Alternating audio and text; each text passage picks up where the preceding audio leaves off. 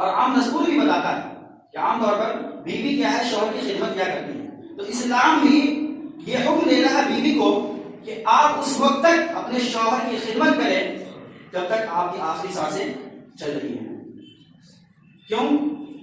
آئیے چند حدیث سماعت کرتے ہیں. حضرت حسین ابن محسن رضی اللہ تعالیٰ عنہ حدیث کے راوی ہیں. وہ کہتے ہیں کہ میری پھوپھی آپ صلی اللہ علیہ وسلم کے پاس آئی. آپ صلی اللہ علیہ وسلم کے بعد جب آئی تو وہ اپنی حاجت سے فارغ ہوئی. پھر اس کے بعد اللہ کے رسول صلی اللہ علیہ وسلم نے فرمایا آپ کے شوہر موجود ہیں؟ کہا ہاں اللہ کے رسول میرے شوہر موجود ہیں. کہا آپ اس کے ساتھ کیسا سلوک کرتی ہیں؟ برتاؤ کیسا ہے؟ رہن سہن کیسا ہے؟ آپ دونوں میں جم رہا ہے یا نہیں جم رہا ہے؟ تو وہ عورت کہتی ہے رضی اللہ تعالیٰ عنہ کہ اللہ کے رسول صلی اللہ علیہ وسلم جتنا مجھ سے ہو سکتا ہے میں حتی الامکان کوشش کرتی ہوں کہ میں اپنے شوہر کی خدمت کروں یہاں تک کہ میں عاجز آ جاؤں. اللہ کے رسول صلی اللہ علیہ وسلم نے فرمایا فانظری این اعوذ منہ فانما هو جنتک و نارک. دیکھو تم کیا کہہ رہی ہو کیا کرتی ہو اسے مجھ سے کوئی لینا نہیں لیکن میری بات یہ یاد کرو غور کر لو فانظری دیکھ لو فانما هو جنتک و نارک فانظری این اعوذ فانما هو جنتک و نارک. غور سے سن لیجئے اللہ کے رسول صلی اللہ علیہ وسلم نے فرمایا اے عورت سن لے فانما هو جنتک و نارک وہی تیری جنت ہے وہی تیری جہنم ہے. اس میں جنت اور جہنم کا مسئلہ کیا ہے؟ کیونکہ ہماری مینٹلٹی یہی کہتی ہے کہ بھائی روزے رکھو نمازیں پڑھو تو اسے جنت ملنے والی ہے. شوہر بیوی میں جنت اور جہنم کی بات ہی کہاں ہے؟ نہیں. توحید اس وقت تک پورا نہیں ہوتا جب تک کہ ہم اسلام کے تمام حدود کی پاسداری نہ کریں. توحید کے تقاضا کو ہم نے سمجھا ہی نہیں ہے. اللہ کے رسول صلی اللہ علیہ وسلم کیا فرما رہے ہیں کہ نہیں وہی تیری جنت ہے وہی تیری جہنم ہے. بھلا صحابیہ کیا سمجھتی ہیں؟ اللہ کے رسول صلی اللہ علیہ وسلم بھلا ہوا کیسے؟ وہ میری جنت کیسے ہو سکتی ہے جہنم کیسے ہو سکتی ہے؟ اللہ کے رسول صلی اللہ علیہ وسلم نے فرمایا اگر تو شوہر کی خدمت گزار ہے اگر تو اطاعت و فرما برداری کرتی ہے اس کے جائز کاموں میں اس کا ساتھ دیتی ہے تو وہ عمل سبب جنت بن جائے گا.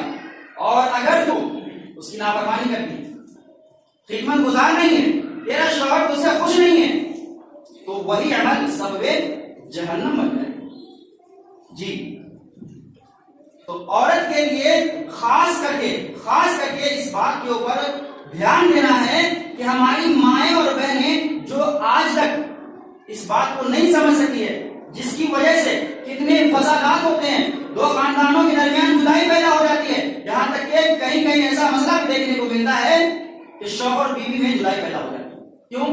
شوہر کیا شکایت کرتا ہے ہماری بیوی ہماری نہیں سنتی ہماری بیوی ہمارے ہاتھ میں نہیں ہے وہ تو اپنے منمانی کرنا چاہتی ہے. تو یہ معاشرے کی برائی کب ختم ہوگی جب ہم اپنی بیوی کو یا اپنی بیٹی کو اپنی بہن کو اسلام کی تعلیم دلائیں گے تب.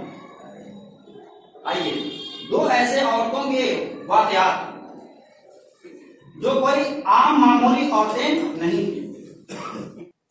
آئیے اللہ کے رسول صلی اللہ علیہ وسلم کی بیٹی لخت جگر حضرت فاطمہ رضی اللہ تعالی عنہ کی حدیث سماعت کرتے ہیں اور ان سے پوچھئے کہ شوہر کی خدمت کیسی ہونی چاہیے.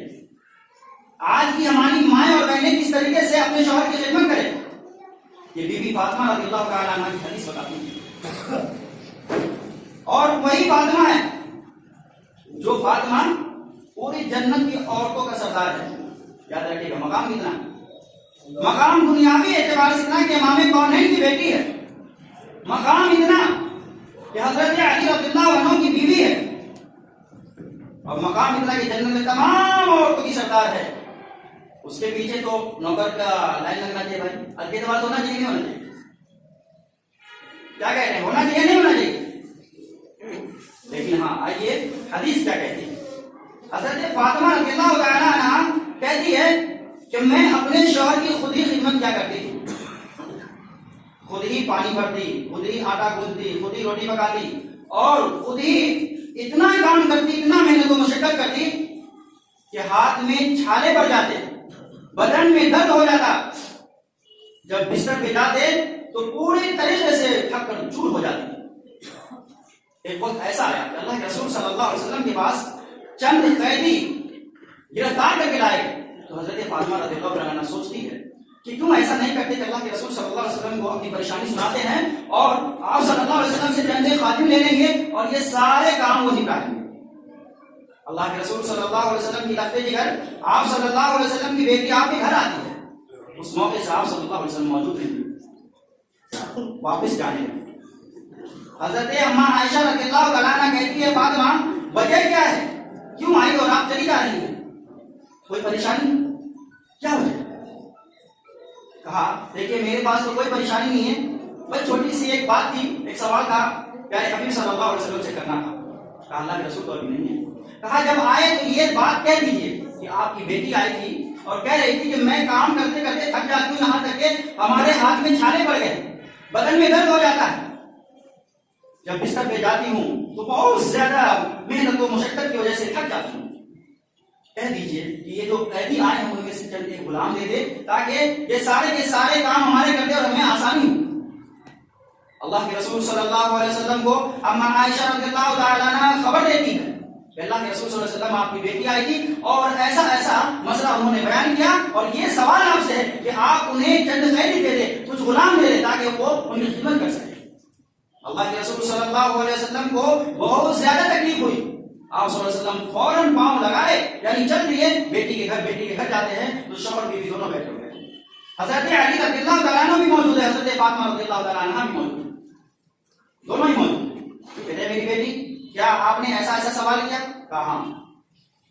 ابو جان دیکھیے میری پریشانی کتنی ہے، آج ہم بیٹی کے پاس جائے، بہن کے پاس جائے تو جو بھی پریشانیاں ہوتی ہیں ہمارے سامنے رکھ دیتی ہیں، اب ہم اسے سمجھ لیتے ہیں۔ اسی طریقے سے پیارے حبیب صلی اللہ علیہ وسلم بیٹی کا درد سمجھتے ہیں اور کہتے ہیں میری بیٹی کیا میں ان خاتموں سے زیادہ بہتر چیز تمہیں نہ دے دوں؟ حضرت فاطمہ رضی اللہ عنہا کہتی ہے اللہ کے رسول بتائیے، ابا جان بتا دیجئے وہ کون سی چیزیں ہیں؟ کہا ہے میری بیٹی جب تو تھک کر چور ہو جاتی ہے تو سن لے، بستر پہ جاؤ تو اس سے پہلے 33 مرتبہ سبحان اللہ پڑھ لو، 33 مرتبہ الحمدللہ پڑھ لو اور 34 مرتبہ اللہ اکبر پڑھ لو، وہ تمام خادموں سے بہتر ہے۔ اس میں حکمت کیا تھی؟ بھلا بتائیے حکمت کیا تھی؟ حکمت میں بہنوں غور سے سنو، حکمت یہ ہے کہ صبح سے لے کر شام تک تو شوہر کی اطاعت و فرما برداری کرتی ہے، صبح سے لے کے شام تک تیرا شوہر تجھ سے خوش ہوتا ہے، بستر پہ جاؤ تو یہ اللہ کا ذکر کر لو تاکہ اللہ بھی خوش ہو جائے۔ کتنی بڑی حدیث ہے، کتنی اہم حدیث ہے کہ اگر تو اپنے شوہر کو خوش کرتی ہے تو اللہ تو خوش ہے ہی، لیکن اللہ کا ذکر کرو تو اللہ رب العالمین تیرا شمار اپنے افضل بندوں میں کر دے۔ تو یہ دینداری کی باتیں انہیں کو اچھی لگے جس کے سینے میں دین کی محبت ہو، سنت کی چاہت ہو۔ اسی طریقے سے میرے بھائی کو ایک اور واقعہ سناتا ہوں، حضرت اسماء بنت ابو بکر رضی اللہ تعالیٰ عنہ، یہ کس کی بیٹی ہے؟ ابو بکر رضی اللہ عنہ کی بیٹی ہے۔ ابو بکر کون ہے؟ اللہ کے رسول صلی اللہ علیہ وسلم کے پیارے بھائی ہیں، رائٹ ہینڈ۔ بھلا بتائیے اتنی محبت کرتے تھے حضرت ابو بکر رضی اللہ عنہ سے، اللہ کے رسول کو کہنے لگے میں نے تمام کے تمام لوگوں کا حق ادا کر دیا لیکن اللہ رب العالمین یہ ابو بکر ہے جس کا حق میں نے ادا نہیں کیا، ابھی تک حق باقی ہے۔ اس کی بیٹی اسماء نام ہے، آپ صلی اللہ علیہ وسلم کی سالی، اللہ کے رسول صلی اللہ علیہ وسلم کی سالی محترمہ ہے۔ بھلا بتائیے کہ آج کے پریزیڈنٹ کی اگر سالی ہو تو اسے کھانے کمانے کے لیے کیا ٹینشن ہے؟ کوئی ٹینشن نہیں۔ لیکن سنیے وہ کہتی ہے کہ میری شادی زبیر رضی اللہ تعالیٰ عنہ سے ہوتی ہے اور اس وقت ہوتی ہے جبکہ اس کے پاس کوئی مال و جائیداد نہیں تھا، کوئی نہیں تھا، کچھ نہیں تھا، بس ایک اونٹ اور ایک گھوڑا، کھیت بھی اتنا 2 میل دور، اور میں خود ہی کھیت میں جایا کرتی، گٹلیاں چنا کرتی اور اس کے بعد چارے جو بیلوں کے ہوتے ہیں اس وقت کے جو چارے ہوتے تھے وہ چارے میں ہی کاٹا کرتی اور پھر لا کر کے میں نے ہی اس اونٹ کو اور ان گھوڑوں کو میں ہی دیتی۔ بھلا بتائیے مشقت کا عالم کیا ہوگا؟ پتھریلی زمین پہ خالی پاؤں، کتنی مشقتیں ہیں۔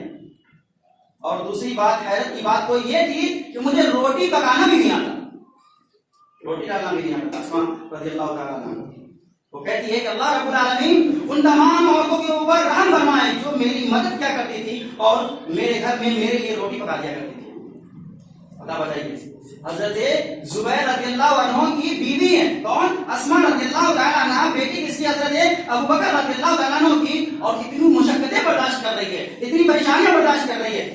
آج میں اپنی ماں اور بہنوں سے پوچھنا چاہوں کہ اگر آپ اپنے سسرال میں اتنی مشقتیں برداشت کر لیں, اتنی پریشانیاں برداشت کر لیں, تو پھر بتائیے کہ آپ کی جنت ہوں گی یا نہیں ہوں گی؟ بالکل ہوں گی. معاملہ لیکن الٹا ہے میرے بھائی. ہماری بہنیں سسرال سے آ جاتی ہیں, ہماری بیٹیاں سسرال سے آ جاتی ہیں, الٹا پلٹا پڑھا دیتی ہے. ہم بھی کیا کہنے لگتے ہیں؟ آپ کو میں نے پہلے کہا تھا نا کہ میری بیٹی کو یہ نہیں آتا, میری بہن کو یہ نہیں آتا, آپ نے کیوں پریشر کیا؟ آپ نے کیوں پریشر میں ڈالا؟ ہماری بیٹی ڈپریشن میں چلی گئی, ہماری بہن ڈپریشن میں چلی گئی, بیمار ہو گئی. ہماری بہن ہل کے پانی نہیں پیتی تھی. کتنی کمزوری ہمارے اندر. یہ اس بہن کا حق ہے, یہ اس بیٹی کے اوپر حق ہے کہ وہ جا کر کے سسرال والوں کی خدمت کرے اور خاص کر کے اپنے شوہر کی خدمت کرے. اسی طریقے سے دوسرا حق ہے اس عورت کے اوپر, اس بہن کے اوپر, اس بیٹی کے اوپر, اگر وہ شادی شدہ ہے, شوہر اس کی زندگی میں ہے, تو وہ اپنے شوہر کی تمام باتوں کی وہ دیکھ ریکھ کرے, تمام باتوں کو مانے, الا کہ وہ ناجائز بات نہ ہو, الا کہ ناجائز بات نہ ہو.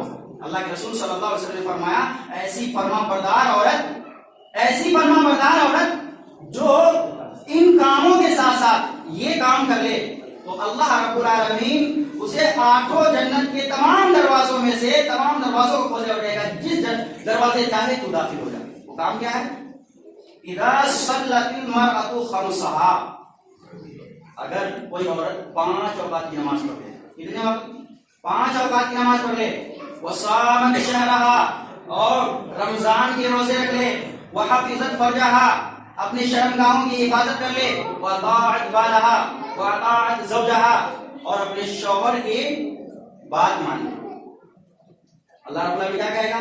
قیل لها, ان سے کہے گا, تدخل الجنت من ای ابواب الجنت شئت, تمام جنت کے دروازے کھلے ہیں, جس سے چاہو جنت میں داخل ہو جاؤ, جس سے چاہو جنت میں داخل ہو جاؤ.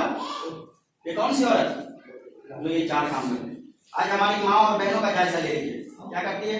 5 اوقات کی نماز پڑھتی ہے؟ نہیں. سیریل دیکھتی ہے؟ جی. کیا کہہ رہے ہیں یا نہیں؟ وہ سب منشا کا, ہاں عورتیں الحمدللہ روزے میں آگے روزے رکھ لیتی.